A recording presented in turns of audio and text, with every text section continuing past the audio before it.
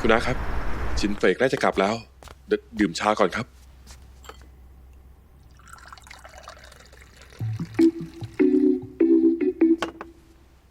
ยังเป็นผู้ช่วยเหรอ หลอกน้าเหรอ ครั้งก่อนตอนเธอมาส่งของแทนเสียวเฟยน้าก็รู้สึกแปลกๆแล้วน้ายังมองออกด้วยว่าเธอชอบเสียวเฟยลูกสาวน้ามาก คุณน้าครับดื่มชาเถอะครับนั่งสิอ๋อครับชื่ออะไรชื่อสิงจือจือครับอายุเท่าไหร่น้อยกว่าชินเฟย3 ปีครับเด็กกว่าเธอ3 ปีก็ดีแก่กว่า3 ปีเหมือนได้ทอง เป็นนักแสดงใช่ไหมไม่ใช่ครับผมทำงานที่โรงพยาบาลเหอซีโอ้โหเป็นหมอเหรอครับไม่เลวไม่เลวไม่เลว เธอกับเสียวเฟยรู้จักกันได้ยังไงฮะเธอเป็นคนที่ไหนเรื่องของเธอกับเสียวเฟยพ่อกับแม่ของเธอรู้เรื่องไหมพวกเธอคบกันมานานแค่ไหนแล้วเด็กคนนี้เป็นอะไรไปน้าถามจริงจังนะเธอหัวเราะอะไรขอโทษครับคุณน้าคืองี้ครับสีหน้าตอนคุณน้าถามผมเมื่อกี้เหมือนชินเฟยมากเลยหน้าตาของชินเฟยแค่ดูก็รู้ว่าได้รับการถ่ายทอดจากคุณ พูดอีกก็ถูกอีก ก็จริงอยู่แต่น้าจะบอกให้นะตอนที่น้ายังสาวๆน่ะสวยกว่าเธอเยอะเลยน้าน่ะเป็นสาวหน้ารูปไข่ของแท้เลยแน่นอนอยู่แล้วเลยครับ คุณน้าครับคือผมขอถามหน่อยนะครับปกติแล้วคุณน้านอนไม่ค่อยหลับใช่ไหมครับแล้วนอนตอนกลางคืนมักจะหูอื้อเธอรู้ได้ยังไงเวลานั่งนานๆมือเท้าจะชาด้วยเหมือนจะใช่อ๋อครับเป็นเพราะกระดูกสันหลังส่วนคอท่านั่งของคุณน้าจะเอียงไปด้านข้างคุณน้านั่งเครื่องมานานคงไม่สบายตัวเอางี้ผมนวดให้ครับดีไหมไม่เกรงใจไม่ครับคุณน้าไม่ต้องเกรงใจหรอกหันไปทางนั้นครับก็ได้ใช่ครับใช่นั่งตรงๆนั่งตรงนะครับก้มหัวก้มครับพยายามก้มลงไปใช่ครับนั่นแหละเจ็บด้านหลังตรงนี้ใช่ไหมครับตรงนั้นแหละโอเคทีนี้ก็เงยหน้าครับค่อยๆใช่ครับพยายามเงยหน้าโอ้ยมันตึงครับเข้าใจแล้วครับโอเคทีนี้อย่าเกรงนะครับผ่อนคลายครับตรงนี้ใช่ไหมครับใช่โอ้ยตรงนี้เจ็บมากตรงนี้ใช่ไหมใช่ครับคุณน้าครับผมกับเสียวเฟยก่อนหน้านี้ได้รู้จักกันเพราะเธอมาทำการกุศลที่โรงพยาบาลของเราอ๋อดีจัง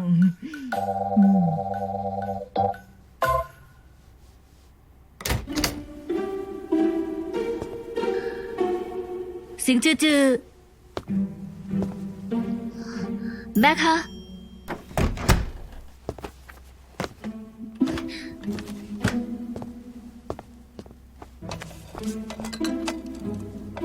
มาลองชิมดูครับปลานี่เป็นยังไงฝีมือสุดยอดเลยครับใช่ไหมล่ะใส่น้ำมันหอยดีกว่าซีอิ๊วใช่ไหมใช่แล้วครับคุณน้าครับลองชิมอันนี้หน่อยนะครับยังไงบ้างรสชาติไม่เลวแต่ว่านะแต่นะว่านะเอาออกจากหม้อเร็วกว่านี้ก็จะนุ่มขึ้นมีเหตุผลคุณน้าบอกผมเรื่องนั้นหน่อยนะครับลูกชิ้นนั่นน่ะทำยังไงนะครับสิ่งสำคัญที่สุดในการทำลูกชิ้นคือเนื้อรู้จักสันคอหมูไหมมีทั้งมันทั้งเนื้อนี่น้าซื้อมาจากอินเทอร์เน็ตไว้นะจะแนะนำให้เดี๋ยวเอาโทรศัพท์ให้ดูได้ครับจริงว่าสันคอหมูนั่นทำยังไงได้เดี๋ยวนะจะบอกให้มาแล้วเหรอเร็วสิไปล้างมือเปลี่ยนเสื้อผ้ากินข้าวได้แล้วเดี๋ยวนะไปเอามือถือมาให้ดูได้ครับสิงจือนี่มันเกิดอะไรขึ้นน่ะทำไมคุณสนิทกับแม่ฉันความลับกินเยอะๆนะได้เลยครับอร่อยครับเจสิน้าจะบอกให้เสียวเฟยลูกน้าคนนี้เนี่ย ไม่ค่อยทำงานบ้านปกติไม่แคร์อะไรเธอคงลำบากไม่น้อยเลยใช่ไหมไม่ครับพอดีมากเลยครับคุณน้า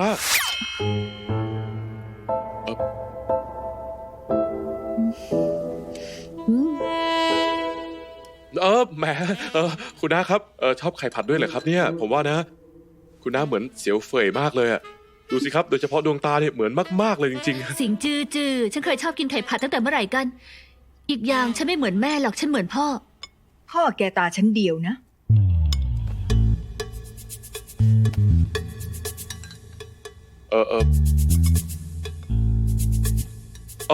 คุณน้าครับ ผมจำได้ว่าตอนเด็กเคยกินขนมไข่เป็นขนมขึ้นชื่อบ้านเกิดคุณน้าสอนผมทำหน่อยได้ไหมครับ เธออยากเรียนเหร อ๋อ อ ครับ ผมอยากเรียนครับ ไว้ทำให้เธอกิน อ๋อ แม่ หนูรู้ว่าแม่มาเพราะอะไร หนูตัดสินใจดีแล้ว เรนซื้อฉี่ให้แม่มาทำไม รู้เหรอว่าฉันจะพูดอะไร หนูต้องรู้อยู่แล้วสิ จะบอกว่าหนูไม่แน่ไม่นอน ไม่รู้จักมีความรับผิดชอบทำอะไรก็ล้มเลิกกลางคันใช่ไหม เสียวเฟย ตั้งแต่เข้ามาจนถึงตอนนี้ ฉันยังไม่ได้พูดเรื่องนั้นเลยสักค ตอนแรกที่หนูไม่เต้นแม่ก็พูดแบบนี้ไม่ใช่เหรอคะ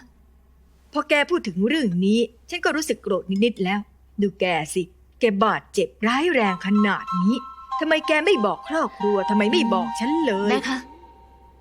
เพราะหนูรู้ว่าบอกไปก็ไม่มีประโยชน์อะไร แล้วก็ไม่มีอะไรเปลี่ยนแปลง แกรู้ได้ยังไงว่าเปลี่ยนแปลงอะไรไม่ได้ แกไม่พูดแล้วจะรู้ได้ยังไงว่าผลลัพธ์นี่เปลี่ยนแปลงไม่ได้ หนูไม่ให้แม่แต่งงานใหม่ หนูรับครอบครัวใหม่แม่ไม่ได้ ก็ไม่มีประโยชน์อะไรนี่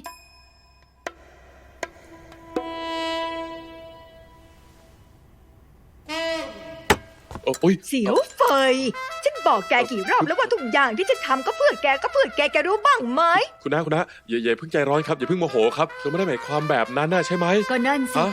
มาตั้งไกลเพื่อมาโกรธมันไม่คุ้มค่าเลย ฮะ ยังไงที่หนูตัดสินใจ ใครก็เปลี่ยนไม่ได้ ไม่ใช่เธอคุณน้าครับ ได้ เอ่อ ฉันกลับก็ได้ เดี๋ยวสิครับคุณน้าจะกินข้าวไม่เสร็จเลยนะครับคือว่า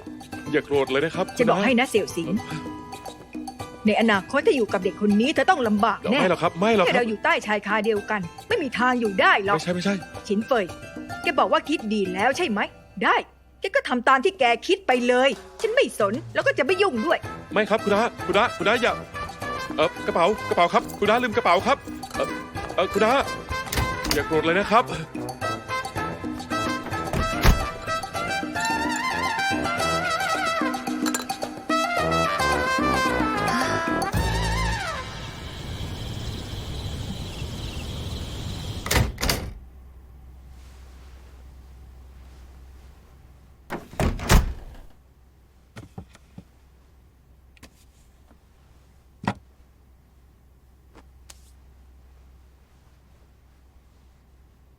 แม่ฉันล่ะ ผมไปส่งที่สนามบินแล้ว กลับบ้านไปแล้วเหรอ เดิมทีคุณน้าก็ซื้อตั๋วเครื่องบินคืนนี้อยู่แล้ว อ๋อ สิงจือคุณวางยาเสน่ห์อะไรให้แม่ฉันน่ะทำไมแม่ชอบคุณขนาดนี้ อย่าเลื่อมใสผมมากนะ เลื่อมใสอะไรกันล่ะ เรื่องนี้เป็นไปไม่ได้ แม่ใจแข็งจะตาย จะไม่ให้สนใจได้ไง ผมกลับคิดว่า คุณน้าไม่ได้คุยยากอย่างที่คุณบอกนะ นั่นเพราะคุณยังไม่รู้อะไร ตอนฉันเต้นแม่ไม่ยอม พอไม่เต้นแม่ก็ไม่ยอมอีก พอฉันเบนเข็มมาเป็นนักแสดงแม่ก็ตำหนิฉันอีกรอบอะลากตระกูลฉินของเรามาต่อว่าซะแทบไม่เหลือชิ้นดีเลย ตอนนี้ฉันบอกว่าจะไม่แสดงแล้ว แม่จะไม่สนใจได้ไง คุณพูดอะไรกับแม่ของฉันกันแน่ เอาล่ะฉินเซียวเฟย เชื่อในตัวผมตัวคุณน้า แล้วก็ตัวเองมากขึ้นหน่อยได้ไหม คุณน้าตั้งใจมาเยี่ยมคุณไม่ได้ตั้งใจมาทะเลาะนะเธอเป็นห่วงคุณ จะพูดก็พูดสิไม่ต้องมาทำรุ่มร่ามเลย ผมฉันยุ่งหมดแล้ว ชดใช้ให้ไหม นิสัยของคุณเหมือนแม่คุณอย่างกับแกเอาล่ะที่จริงผมรู้นะ คุณรู้ดีแก่ใจ ก็แค่ปากแข็ง คุณน้าเองก็เหมือนกันคุณไม่ต้องสนว่าคุณน้าปากร้ายแค่ไหน คนเป็นแม่ยังไงก็ต้องเป็นห่วงลูกเนอะ รับประโยชน์จากเขาก็ต้องเอาใจเขาคุณถูกแม่ฉันซื้อตัวแล้วสิ โอ้ยผมเปล่านะ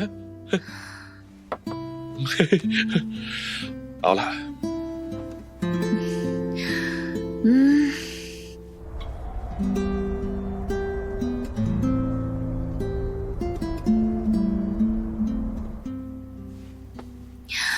พรุ่งนี้ฉันจะไปหาหลี่ช้างเจียง ไปคุยเรื่องสัญญาเดิมพันกับซิงอี้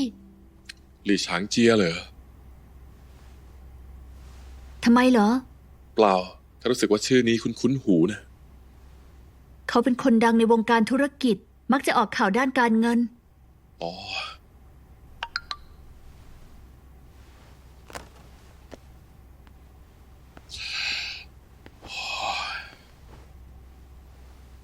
เสียวเฟย เสี่ยวสิงเป็นคนดี ใส่ใจแกก็ต้องดีกับเขาให้มาก เรื่องต่อสัญญาแกตัดสินใจเอง หลายปีมานี้ เงินที่แกให้ฉัน ฉันเก็บไว้ให้แกมาตลอดบัตรธนาคารฉันวางไว้ใต้นิตยสารที่โต๊ะชา แกเอาเงินไป แล้วตัดสินใจเองเลยนะ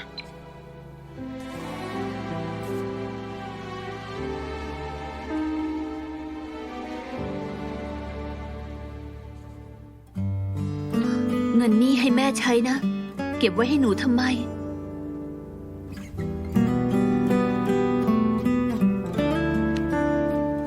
คุณไม่เห็นอะไรเลยเหรอ ใช่ไม่เห็นเลย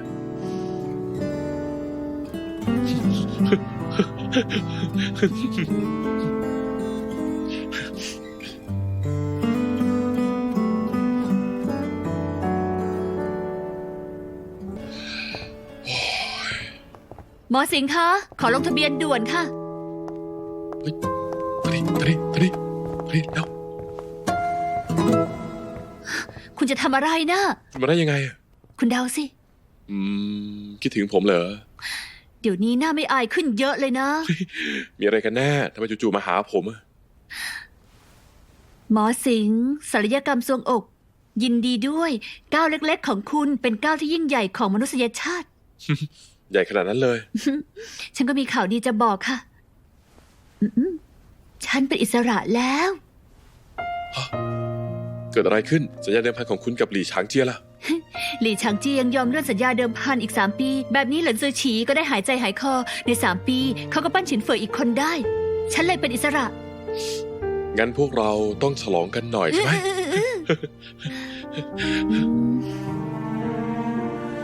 หมอสิงห์ อืม แล้วมือคู่นี้ของคุณล่ะ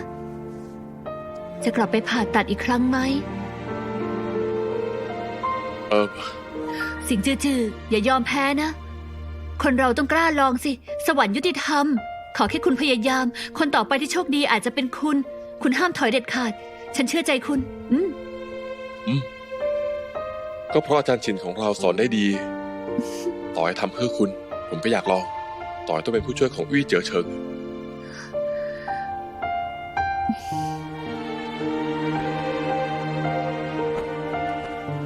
เยี่ยมมากเลย ฉันดีใจที่คุณก้าวออกมา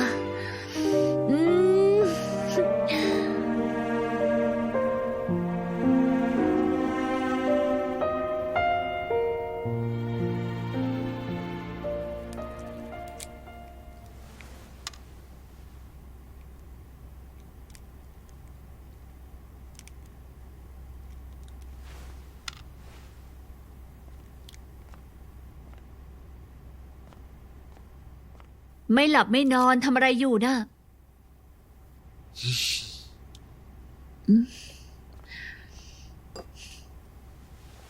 ปอกเปลือกไข่เล่นกลางดึกเหรอ การฝึกซ้อมพื้นฐานคือความมั่นคงของข้อมือ ต้องปอกเปลือกพวกนี้ทั้งหมดเลยเหรอ ผมไม่ได้ผ่าตัดมานานแล้วทำเรื่องที่เมื่อก่อนทำบ่อยๆ จะสบายใจ ได้ฉันอยู่เป็นเพื่อนนะ ไม่ต้องอยู่เป็นเพื่อนหรอก คุณแก่ของคุณไปไม่ต้องสน ฉันแค่นั่งดู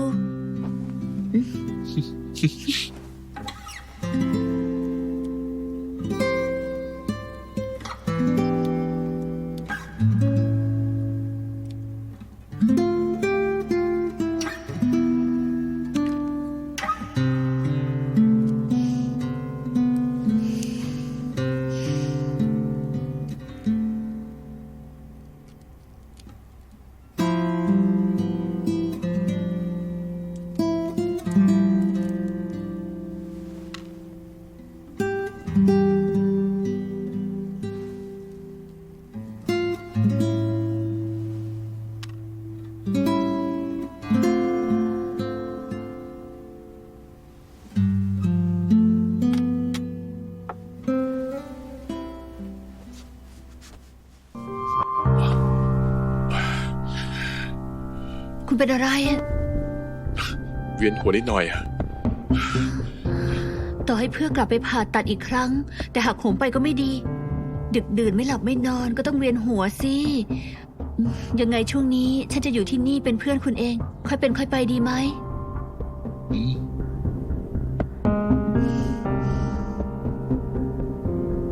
หายากมากเลยอะดาราดังโทรหาผมด้วย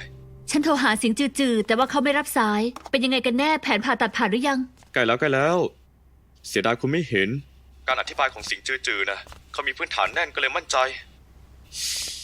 คาดว่าเครื่องเอ็กโม2เครื่องของหลี่ฉางเจียงคงได้มาชัวร์เลย ราคาล้านกว่าหยวน คุณว่าอะไรนะ เครื่องเอ็กโมไง ไม่ใช่ฉันถามว่าคุณพูดถึงใคร ญาติคนไข้ไง ชื่ออะไร หลี่ฉางเจียง ผู้ป่วยคือภรรยาเขาบอสใหญ่ของเฉินซิงกรุ๊ปสิงจือๆไม่บอกคุณเหรอ หลินซือฉีเกิดอะไรขึ้นกับหลี่ฉางเจียงทำไมเขายอมขยายสัญญานายเอาฉันไปขู่สิงจือๆใช่ไหม ข่มขู่อะไรกัน หมอสิงห์รักษาโรคช่วยชีวิตคน ส่วนเธอได้รับอิสระอีกครั้ง ก็ได้ประโยชน์ทุกฝ่ายนี่ นายเลยผลักหมอสิงห์ออกไปอย่างนั้นเหรอ ผลักเพิกอะไรล่ะ อย่างมากฉันก็แค่เป็นสะพาน อีกอย่างหลี่ฉางเจียงก็บอกแล้วเขาไว้ใจแค่หมอสิงห์จือๆต้องเป็นเขาเท่านั้นที่เป็นคนผ่าตัด นายรู้ไหมว่าสิงจือๆมีความคิดของตัวเองน่ะ เดี๋ยวสิทำลายข้อยกเว้นเพื่อเธอนี่ไง เธออย่าเพิ่งโวยวายโอเค เธอดูเอาเองเลย เงื่อนไขของคุณหลี่ฉางเจียง ฉันไม่ได้ทำอะไรทั้งนั้น ทั้งหมดนี้คุณหลี่ฉางเจียงเสนอออกมาเอง คิดไม่ถึงว่าจะมีส้มหล่นแบบนี้ด้วย เห็นแล้วใช่ไหม ไม่เพียงแต่ขยายระยะเวลาสัญญาเดิมพัน แถมให้หุ้นเธอ 3% ด้วย รู้ไหมหมายความว่าไง หมายความว่าต่อให้เธอไปแล้ว ต่อไปเธอก็จะได้ 3% ของบริษัทอยู่ตลอด เงื่อนไขดีขนาดนี้หาได้ที่ไหน เหรินซือฉีฉันตกลงกับนาย3 ข้อใช่ไหม สิงจือๆคือ1 ใน 3 ข้อ เขาเป็นหมอ มีจรรยาบรรณในอาชีพ เรื่องหลี่ฉางเจียงไม่ควรให้เขาเข้ามาเกี่ยวข้อง ไม่ว่าจะเรื่องอะไรนายก็ไม่เคยปรึกษาฉันเลย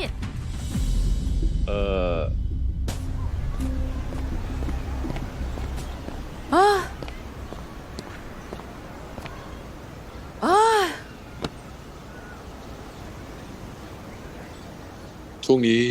มีผ่าตัดอะ คุณจะผ่าตัดเหรอ ไม่ต้องตื่นเต้น ฉันแค่ออกแผนงานผ่าตัดก็คือวี่เจ๋อเฉิง ถ้าอุ้ยเจอเฉิงทำไม่ดี การผ่าตัดล้มเหลว คุณจะทำไง ฉินเฟยจะทำยังไง คุณคิดว่าหลี่ฉางเจียงจะปล่อยเธอไปเหรอ เสี่ยวเจียไม่ต้องรีบร้อน วี่เจ๋อเฉิงเก่งมากๆ พวกเรารู้ใจกันดี ฉันก็จะอยู่ที่ห้องผ่าตัดด้วยนะวางใจเธอ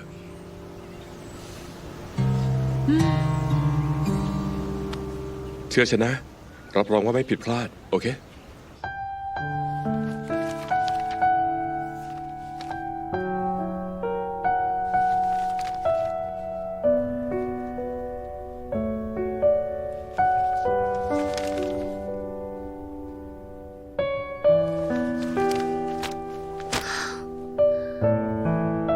คงไม่ใช่เพราะสิงจือๆยอมผ่าตัด หลี่ฉางเจียงถึงยอมอ่อนข้อให้หรอกนะ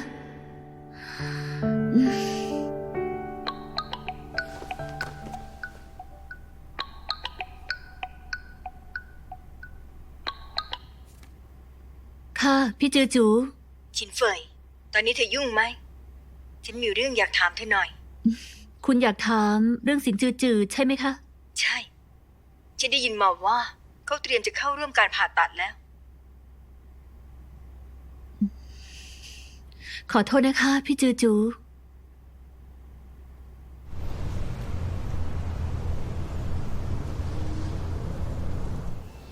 ไม่เข้าใจทำไม เธอถึงต้องขอโทษด้วยล่ะ เดิมทีสิงจือๆไม่อยากรับผ่าตัดเคสนี้ แต่ว่าฉันไม่อยากต่อสัญญากับเอเจนซี่แล้ว แต่ฉันไม่รู้ว่าญาติคนไข้ที่ผ่าตัดของสิงจือๆเป็นนายทุนเอเจนซี่ของฉัน ฉันไม่รู้ว่าเขารับปากจะผ่าตัดครั้งนี้เพราะฉันหรือเปล่า แต่ฉันไม่อยากให้เขาทำเรื่องที่ตัวเองไม่อยากทำเพื่อฉัน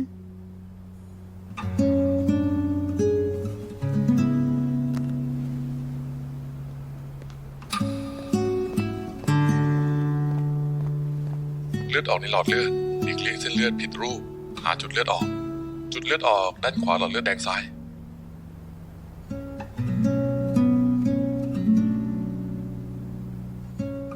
คนอย่างเขาเนี่ย เกิดมาเพื่อจะผ่าตัดคนไข้ เขาเรียนมหาลัยตั้งแต่ 15 เรียนอยู่ 8 ปี อายุน้อยที่สุดในห้อง แต่ก็เก่งที่สุดด้วย คนอื่นยังหมุนเวียนอยู่ในแผนก แต่เขาช่วยอาจารย์ที่ปรึกษาผ่าตัดแล้ว การผ่าตัดที่เธอเห็นเมื่อกี้ ก็ใช้การผ่าตัดปอด โดยวิธีส่องกล้องที่ยากที่สุด วิธีการของเขาแม่นยำมาก เพื่อให้ผู้ป่วยมีการรักษาหลังผ่าตัดดีที่สุด ดังนั้น ฉันคิดว่า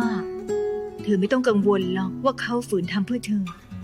ฉันเชื่อว่าเขาต้องเห็นแก่คนไข้เป็นอันดับหนึ่งแน่นอน ฉันจะให้ดูอีกอย่างนะ ขอให้ตลอดชีวิตผม อย่าละเลยและเฉยชาต่อตัวเอง ไม่เคยทำผิดต่อทุกความไว้ใจและความหวัง เป็นคนเชื่อมั่นในชีวิต และกุมความหวังไว้ และเธอคิดว่าความสามารถและพรสวรรค์ของเขาทิ้งไปเปล่าๆไม่เสียดายเหรอ ที่จริงฉันก็ไม่รู้เหมือนกัน ว่าทำไมยืนกรานเลิกผ่าตัดในตอนที่ดีที่สุด แต่บางทีเขาอาจต้องการคนแบบนี้ก็ได้ที่มาช่วยผลักดันบังคับเขาในช่วงสำคัญ บางทีในครั้งนี้ก็อาจกลับเป็นสิงจือๆคนเดิม นี่ไม่ใช่เพื่อเธอ แต่ว่าเพื่อเขา เธอแค่ต้องเชื่อใจเขา สนับสนุนเขา